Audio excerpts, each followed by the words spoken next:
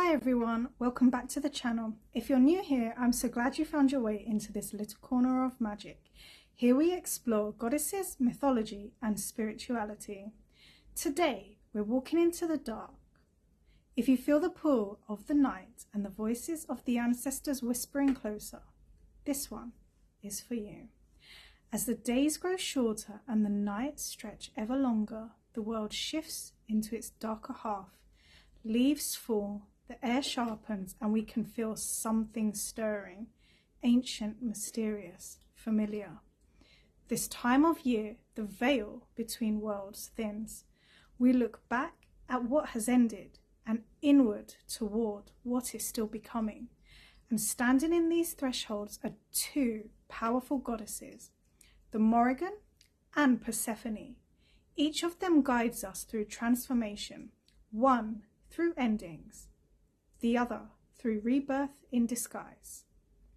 Let's begin in ancient Ireland.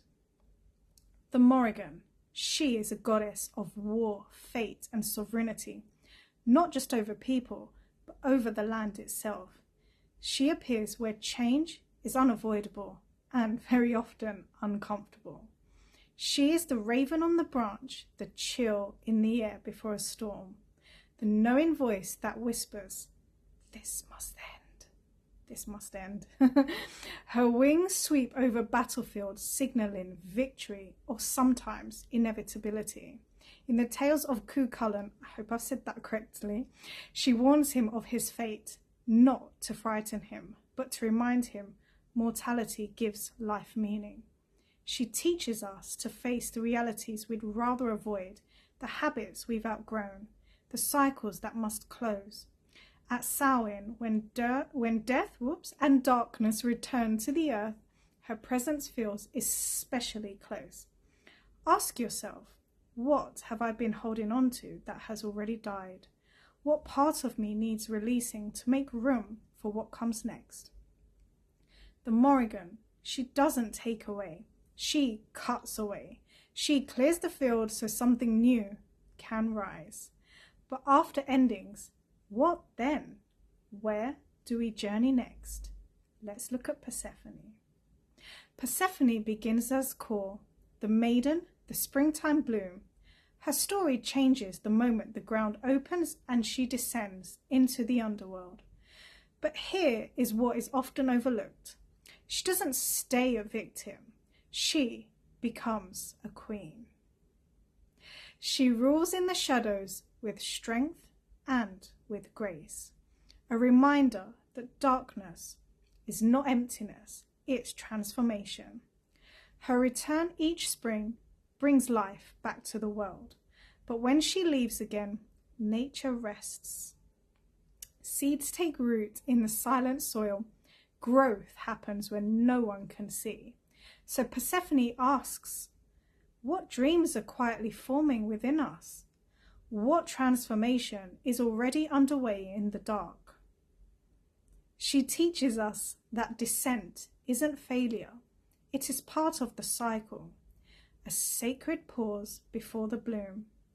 The Morrigan stands with us at the moment of release, the last breath of what we're leaving behind. Persephone walks with us through the aftermath, through the descent that leads to renewal. Together, they tell a truth the seasons have always known.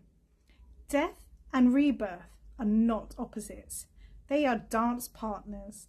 Autumn doesn't fear winter. Winter doesn't fear spring.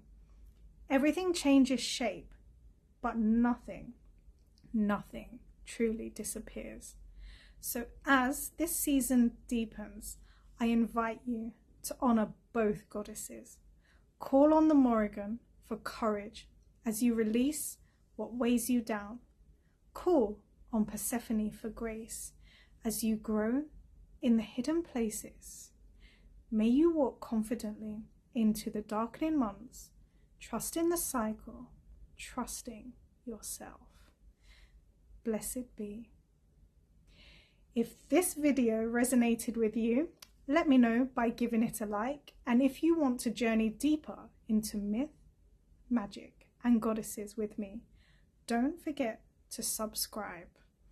Thank you for being here in this sacred space. Until next time, stay brave, stay curious, and honor the magic in the shadows.